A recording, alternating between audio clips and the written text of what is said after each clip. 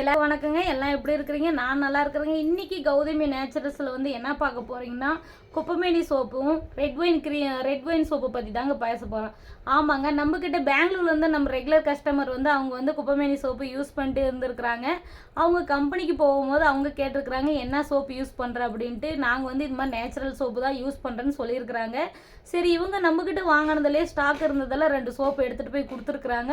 அவங்களுக்கு ரொம்ப பிடிச்சி போனதுனால நம்மக்கிட்டே வந்து 15 வந்து குப்பைமேனி சோப்பு, 10 ரெட் ஒயின் சோப்பு நம்மக்கிட்ட ஆர்டர் பண்ணியிருக்கிறாங்க. அவங்க பெங்களூரில் விஜயநகரில் இருக்கிறாங்க.